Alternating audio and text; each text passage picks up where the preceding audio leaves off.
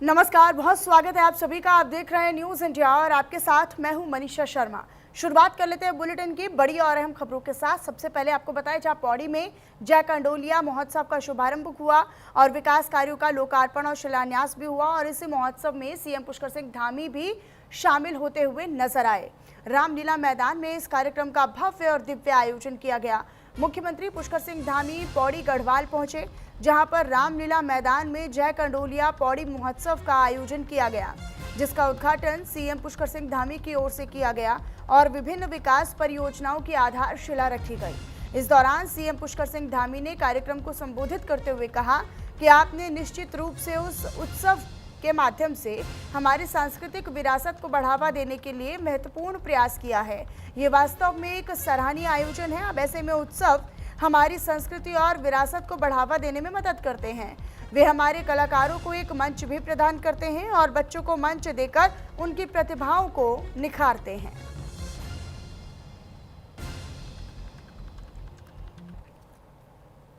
राज्य योजना के अंतर्गत गोदी पंजूण। मैं अभी 3 दिन पहले दिल्ली था तो एकदम तपा देने वाली गर्मी, 47-48 डिग्री तापमान, और उसके बाद में देहरादून आया तो तापमान सीधे 10 डिग्री नीचे था।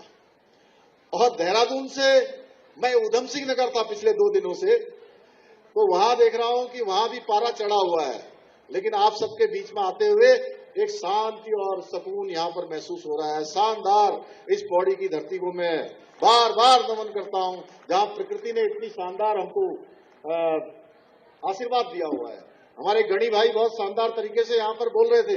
अच्छा होता अभी ज्यादा समय होता तो गणी भाई का वक्तव्य और चलता। गणी भाई चूंकि पूरा जनता और मंच को बांधने में सच में उनके ऊपर मां सरस्वती की बड़ी कृपा है। भाइयों बहनों, ये अद्भुत और भव्य आयोजन के लिए मैं पौड़ी नगर पालिका परिषद की चेयरमैन हिमानी नेजी जी को, उनके सभी सभासद गणों को, जिला प्रशासन के लोगों को और जिन्होंने भी इस शानदार आयोजन में अपना योगदान दिया है, उन सभी को हृदय से बधाई देता हूं। और मैं स्कूल के हमारे बच्चों को भी, उनके शिक्षकों को भी बधाई देता हूं, जिन्होंने इसमें अपनी प्रस्तुति देकर इस आयोजन में 4 चांद लगाने का काम किया है। आपने निश्चित रूप से इस महोत्सव के माध्यम से हमारी सांस्कृतिक धरोहरों को आगे बढ़ाने का शानदार प्रयास किया है, वास्तव में प्रशंसनीय है। और इस तरह के जो महोत्सव हैं वो हमारी लोक संस्कृति को, हमारी लोक विरासत को आगे बढ़ाने का काम करते हैं। हमारे लोक कलाकारों को भी मंच देते हैं, हमारे बच्चों को भी एक शानदार मंच देकर उनकी प्रतिभा को निखारने का काम करते हैं। संस्कृति का बहुत बड़ा महोत्सव है। इस महोत्सव के माध्यम से हमारे सभी लोक कलाकारों को भी आगे बढ़ने का अवसर मिलता है, हमारे बच्चों को भी आगे जाने का अवसर मिलता है, तो हमारी विरासत भी आगे बढ़ती है। और हमारे प्रधानमंत्री जी जो कहते हैं विकास के साथ साथ विरासत के साथ साथ विकास, उसको भी, उस मंत्र को भी ये साक्षात रूप से धरातल पर उतारने का काम करता है। और इससे निश्चित रूप से अन्य जो हमारे यहाँ की अन्य गतिविधियाँ हैं, उन गतिविधियों को लोगों को भी जो है इसमें सहभाग करने का अवसर मिलता है। इसीलिए हमने कहा है कि आने वाले वर्षों में ये महोत्सव और भव्य तरीके से हो। अभी पौड़ी नगर पालिका इसका आयोजन सरकारी महोत्सव के रूप में इसको आगे बढ़ाया। इसी बीच आगे बढ़ लेते हैं और इस वक्त की बड़ी खबर आप तक साझा करें, वो ये कि बाबा नीम करौली महाराज के स्थापना दिवस के अवसर पर बेरीनाग स्थित श्री नीम करौली गुप्तेश्वर मंदिर में श्रद्धा और भक्ति का अद्भुत संगम दिखाई दिया, जहां पर सुबह से ही मंदिर में दर्शन और पूजा अर्चना के लिए श्रद्धालुओं की लंबी लाइन दिखनी शुरू हो गई। दूर दराज के क्षेत्रों से पहुंचे श्रद्धालु इंतजार के बाद बाबा के दर्शन करते हुए नजर आए और प्रसाद भी उन्होंने ग्रहण किया। श्रद्धालुओं की भारी भीड़ और संख्या को देखते हुए सुरक्षा व्यवस्था की पुलिस की ओर से पुख्ता इंतजाम रहे, उनकी मुस्तैदी भी रही। बाकायदा यहां पर विशाल भंडारे का आयोजन भी मंदिर की ओर से किया गया, जिसमें बड़ी संख्या में, बड़ी तादाद में श्रद्धालुओं ने प्रसाद ग्रहण किया।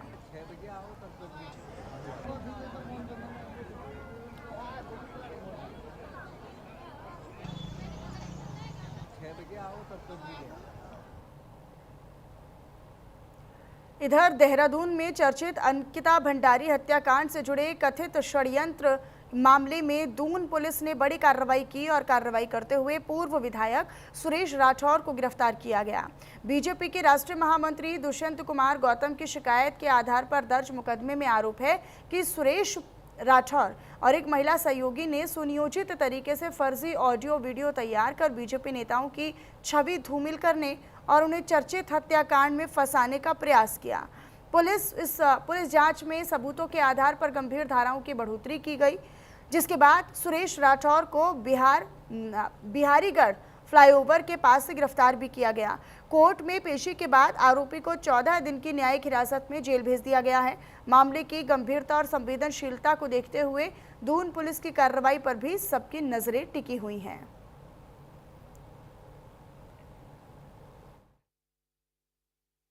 श्री दुष्यंत कुमार गौतम साहब द्वारा एक मुकदमा लिखवाया गया था, जिसमें उनके द्वारा उनकी आम छवि को खराब करने या उनके खिलाफ राजनीतिक साजिश करने के लिए कुछ लोगों को नामजद किया गया था। उसमें पूर्व विधायक सुरेश राठौर भी थे, जिनकी आज अरेस्टिंग की गई है और उनको आज न्यायिक अभिरक्षा में भेजा जा चुका है। इसमें जो भी अन्य अभियुक्त हैं उनके खिलाफ भी आवश्यक कार्रवाई की जाएगी।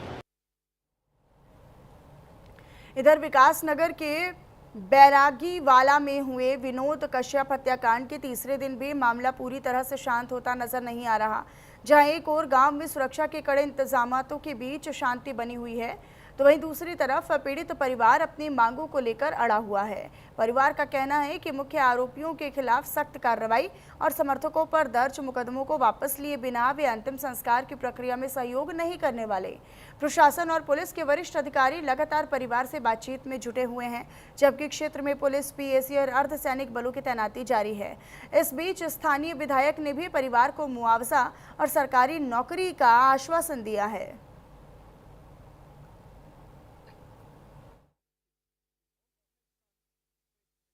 बातें चिट्टे हुई हमारी उनके साथ में, जो है वो कह रहे हैं, विश्वास दे रहे हैं, हम पंचनामा करो और जो है हमारा कार्रवाई बढ़िया करेंगे, सबका कुछ काम सही करेंगे, ऐसे वो बोल रहे हैं। हमारी मांग तो है, जो खूनी आदमी है जिन्होंने घर पर आकर हमारे मौत करी है, किस तरीके से मौत करी, इरादा करके प्लान बना कर मारा गया लड़का है। इन्हें इनका होना तो चाहिए था इनकाउंट्री, पर इनकाउंट्री का छोड़ी इन्होंने पकड़ा भी नहीं था। अरे 4 ही तो है, तो मेरे जने आए ना, तो 10 जनों ने कोई जना पकड़ रखा था। कह रहे हैं वो ये कार्रवाई करेंगे, हम ऐसे करेंगे, वैसे ही बता रहे हैं। उन्होंने कभी किसी का बुरा नहीं किया, उनके साथ इतना बुरा कैसे हो, जिसने भी उनकी हत्या करी ना, उसके साथ भी वैसा ही होना चाहिए। मैं कहाँ जाऊंगी, कहाँ जाऊंगी मैं, मेरे बच्चों का क्या होगा, मैं क्या मांगूंगी, मेरे बच्चों का भविष्य क्या होगा, कौन उन्हें पालेगा। शासन और प्रशासन द्वारा पहले तो हमारे पास एफआईआर का दबाव बनाया गया कि आप एफआईआर कराओ और सुबह तक आपको रिजल्ट मिल जाएगा। रात के 2:30 बजे जबरन हमसे एफआईआर ली गई, जबकि हम उसे देने के पक्ष में नहीं थे, क्योंकि ये दस्तावेजी मामला था। इसमें कोई मिस्टेक हो जाती है तो भविष्य में दिक्कत हो सकती थी। लेकिन फिर भी इन लोगों के दबाव की वजह से कुछ नेता लोग, उनके सहयोगी। देखो, पंचनामे की कार्रवाई पीड़ित परिवार से बातचीत हुई है। जो लोग अरेस्ट हुए हैं उनके खिलाफ सख्त से सख्त आगे कानूनी कार्रवाई तभी होगी जब पंचनामा व पोस्टमार्टम वगैरह पंचनामा वगैरह सब हो जाएगा, और सब रिपोर्टें आप जानते हो कि सब लग के जाती है। अभी सब लोग गए हैं, बातचीत हुई है पीड़ित परिवार से, और जिन प्रकार की ये जिन जिहादियों ने, मैं कह रहा हूं उनको, निर्ममतापूर्वक विनोद कुमार की हत्या की गई है, उनके हौसले देखो कितने बुलंद हैं। और मैंने सख्त की कार्रवाई के लिए, अभी यहाँ पर एसडीएम, सीओ वगैरह पुलिस के सभी अधिकारी थे, कि मैंने कहा ऐसी सख्त से सख्त कार्रवाई उस पर उनके खिलाफ हो, मुजरिमों के, कि जो उनकी आने वाली पीढ़ी भी गलत काम करने की 10 बार सोचें।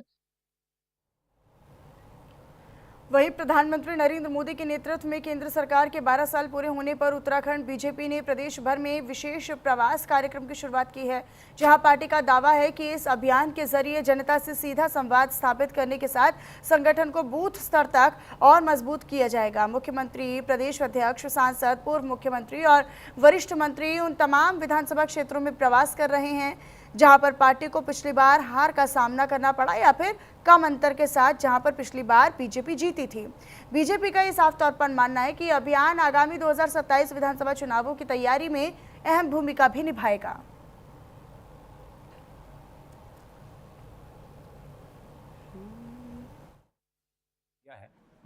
माननीय नरेंद्र मोदी जी के 12 साल विकास के, विश्वास के और जन कल्याण के, इसको सफलतापूर्वक पूर्ण होने के अवसर पर हम उत्तराखंड भारतीय जनता पार्टी ने भी एक प्रवास का विस्तृत कार्यक्रम यहाँ पर बनाया हुआ है। इस प्रवास के माध्यम से जहाँ एक और हमने हमारे कोर ग्रुप के जो हमारे माननीय सदस्यगण हैं, जिसमें हमारे माननीय मुख्यमंत्री हैं, माननीय प्रदेश अध्यक्ष हैं, हमारे माननीय पूर्व मुख्यमंत्री हैं, माननीय हमारे सांसदगण हैं, राज्य सरकार के 3 वरिष्ठ उसमें मंत्रीगण हैं, तो इन सभी का जिन सीटों को हम 2022 में नहीं जीत पाए थे, एक विशेष रणनीति के आधार पर हमारे उसमें 2 दिवसीय प्रवास हमने निर्धारित किया है। इधर रुद्रपुर से खबर है। दरअसल रुद्रपुर में आरएसएस के पश्चिम उत्तर प्रदेश क्षेत्र की ओर से आयोजित 20 दिवसीय कार्यकर्ता विकास वर्ग प्रथम का समापन समारोह आयोजित किया गया, जहां दिनेशपुर स्थित द्रोण ग्रुप ऑफ कॉलेज परिसर में हुए इस कार्यक्रम में देश और समाज के प्रति समर्पित कार्यकर्ताओं के निर्माण पर विशेष फोकस किया गया, जोर दिया गया।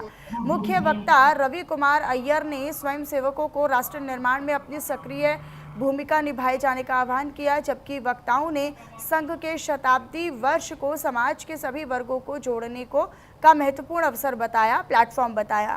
कार्यक्रम की अध्यक्षता प्रसिद्ध उद्योगपति और समाजसेवी शिव कुमार अग्रवाल की ओर से की गई।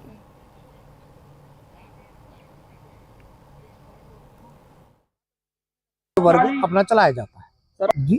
युवा वर्ग जोड़ने के लिए हमारे यहाँ संघ के बहुत से कार्यक्रम होते हैं, जिसमें हम दंड सिखाते हैं, दंड युद्ध सिखाते हैं और डिबेट के कार्यक्रम रहते हैं। समाज के जो प्रश्न होते हैं, उन प्रश्नों को हमारे कार्यकर्ताओं द्वारा उसका उत्तर देना आना चाहिए। समाज में प्रश्न खड़े होते हैं, अपना कार्यकर्ता जानकारी कम होने के कारण समाज को उत्तर नहीं दे पाता, इसलिए विधिवत उसकी अच्छी जानकारी, प्रामाणिक जानकारी उसको मिले और वो उसका उत्तर दे पाए, ऐसी तैयारी इस वर्ग में हम अपने कार्यकर्ताओं की कराते हैं।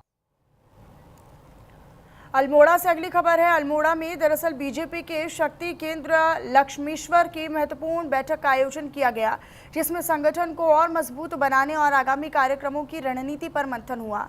इस मीटिंग में उत्तराखंड सरकार के दर्जा प्राप्त राज्य मंत्री गोविंद सिंह पिलखवाल और कुंदन लटवाल ने भी कार्यकर्ताओं को संबोधित करते हुए केंद्र और राज्य सरकार की जन कल्याणकारी योजनाओं को घर घर तक पहुंचाने का आह्वान किया। वक्ताओं ने बूथ स्तर पर संगठन को मजबूत करने पर जोर देते हुए कहा कि बीजेपी कार्यकर्ता ही पार्टी की सबसे बड़ी ताकत है। केंद्र में मोदी जी के नेतृत्व में 12 साल विकास के, विश्वास के, जन कल्याण के कार्यक्रम के तहत हमारे 2 दिवसीय विधानसभाओं की बैठकें चल रही हैं। इसके लिए हमने आज सर्वप्रथम भारतीय जनता पार्टी कार्यालय में कोर कमेटी की बैठक की। उसके पश्चात हमारे प्रदर्शनी वहाँ पे लगी है, उसको अवलोकनार्थ कुछ लोग आए थे, उसको हमने प्रदर्शनी के देखने के बाद अभी हमारी लक्ष्मीश्वर शक्ति केंद्र की बैठक चल रही है। शक्ति केंद्र की बैठक के माध्यम से हम इस शक्ति केंद्र में आने वाले सभी बूथों की बैठक ले रहे हैं। इसमें हमारे BLA-2 बूथों के अध्यक्ष, शक्ति केंद्र संयोजक, शक्ति केंद्र प्रभारी सहित इस शक्ति केंद्र में निवास करने वाले सभी जनप्रतिनिधि उपस्थित हैं। भारतीय जनता पार्टी जो कि लगातार बैठकें करती रहती है और इसी क्रम में आज हम शक्ति केंद्र लक्ष्मीश्वर की बैठक लेने यहाँ पहुंचे हैं। और शक्ति केंद्र की बैठक लेने का मुख्य उद्देश्य है जो वर्तमान में SIR प्रक्रिया चल रही है, उस प्रक्रिया में किस प्रकार हमारे जो मतदाता हैं उनका नाम ना छूटे और जो अवांछित नाम है वो नाम इस जो मतदाता सूची में उनके नाम काटे जाएं। और उसके अतिरिक्त हमारा जो भारतीय जनता पार्टी का बूथ स्तर पर कार्यकर्ता है वो पार्टी को मजबूत करे और लगातार पार्टी हित में काम करे, यही आज इस बैठक का मुख्य उद्देश्य है और भारतीय जनता पार्टी इसी क्रम में लगी हुई है।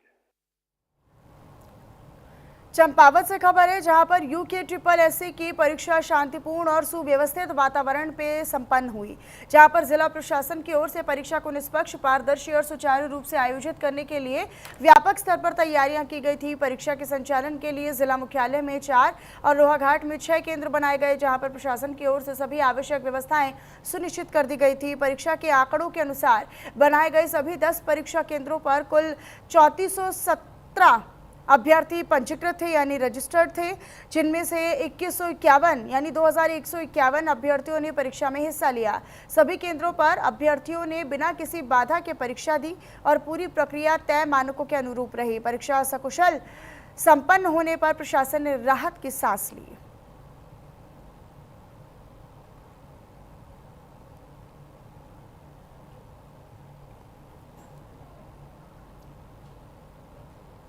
पौड़ी जिले की एक ग्राम सभा में विकास कार्यों को लेकर वित्तीय अनियमितता का मामला सामने आया है, जहां पर आरटीआई के जरिए उजागर हुए इस मामले के दौरान ये पाया गया कि ग्राम प्रधान ने विकास कार्यों में इस्तेमाल होने वाली सामग्री अपने ही फर्म से खरीदी और उसी फर्म के भुगतान के लिए जिलाधिकारी के निर्देश पर गठित जांच समिति ने अनियमितता की पुष्टि की है। इसके बाद प्रशासन ने ग्राम प्रधान और तत्कालीन ग्राम विकास अधिकारी के खिलाफ कार्रवाई की और कार्रवाई करते हुए दोनों से कुल 3,68,124 रुपये की वसूली के आदेश जारी किए, जिसमें ग्राम प्रधान और तत्कालीन ग्राम विकास अधिकारी को आधी आधी राशि जमा करने के निर्देश दिए गए।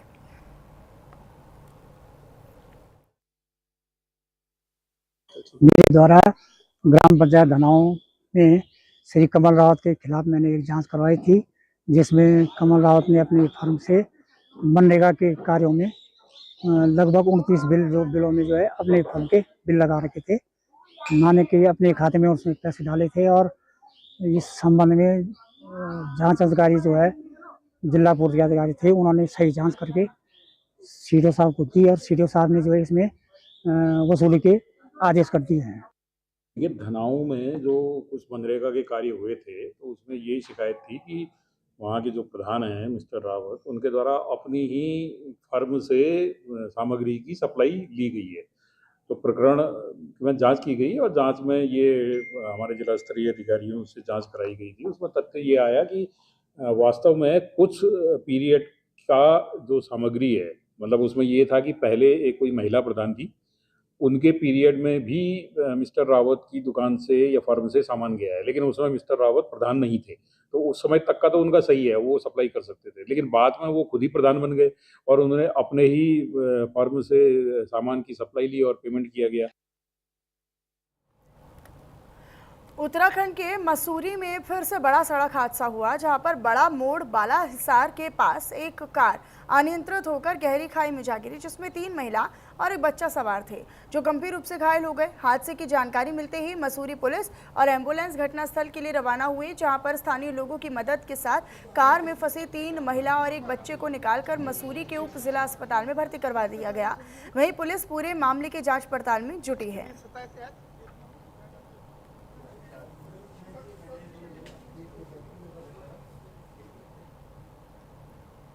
चंपावत जिले को नेपाल सीमा से जोड़ने वाली महत्वपूर्ण लोहाघाट पंचेश्वर सड़क पर लैंडस्लाइड के कारण यातायात बाधित हो गया, जहां बमनकुड़ा के पास पहाड़ी से भारी बोल्डर सड़क पर गिर जाने से मार्ग पूरी तरीके से बंद हो गया, जिससे कई वाहन और यात्री रास्ते में ही फंसे रह गए। जानकारी मिलते ही, सूचना मिलते ही लोक निर्माण विभाग की टीम मशीनों के साथ मौके पर पहुंच गई और सड़क खोलने का काम युद्ध स्तर पर जारी रहा।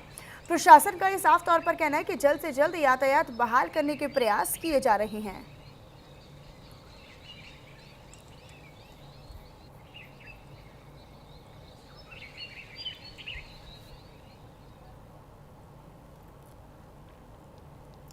तो वहीं विकासनगर के सहसपुर क्षेत्र से एक दिल दहला देने वाली घटना भी सामने आई है, जहां पर पारिवारिक रिश्तों को तार-तार करते हुए एक सगे भाई ने अपने भाई की हत्या कर दी।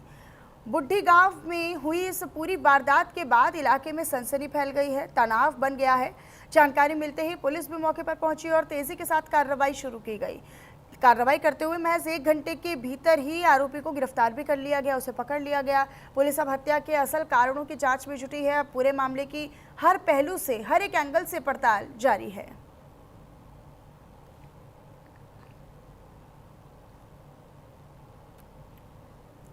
इधर हरिद्वार के हर की पैड़ी क्षेत्र में बड़ा हादसा टल गया, जहां हाथी पुल के पास गंगा के तेज बहाव में एक युवक फंस गया।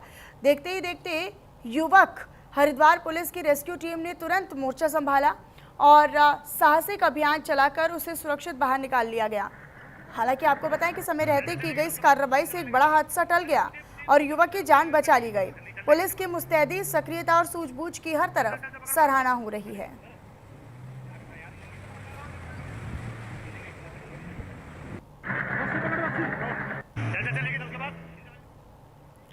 इधर देहरादून पुलिस ने पटेल नगर क्षेत्र में हुए युवक हत्याकांड का खुलासा किया और मामले में चौंकाने वाला सच सामने रखा है, जहां पुलिस के अनुसार इस हत्या के पीछे कोई बाहरी नहीं बल्कि मृतक का छोटा भाई ही शामिल था, जिसे गिरफ्तार कर लिया गया है। एसएसपी देहरादून प्रमींद्र सिंह डोभाल ने यह बताया कि पारिवारिक कलह और पुरानी रंजिश के चलते आरोपी ने अपने ही बड़े भाई की गोली मारकर हत्या कर दी। वारदात के बाद आरोपी ने पुलिस को गुमराह करने के लिए एक झूठी कहानी गढ़ने की कोशिश भी की, लेकिन जांच में सच्चाई सामने आ गई। पुलिस ने हत्या में इस्तेमाल किए गए हथियार भी बरामद कर लिए हैं और आगे की तफ्तीश जारी है।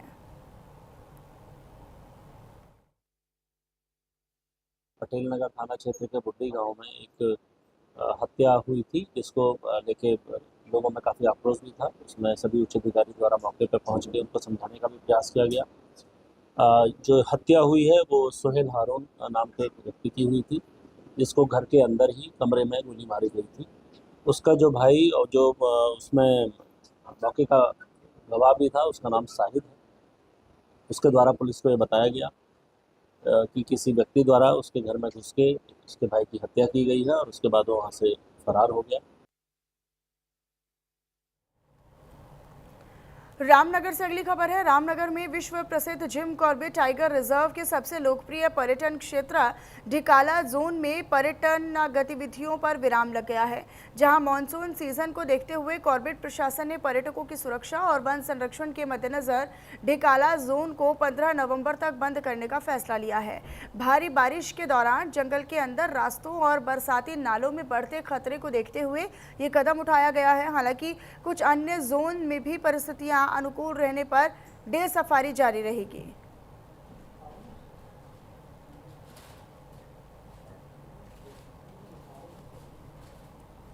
और चलिए फिलहाल इस बुलेटिन में मेरे साथ बस इतना ही। बाकी तमाम खबरों के लिए आप बने रहिएगा न्यूज़ इंडिया के साथ। नमस्कार।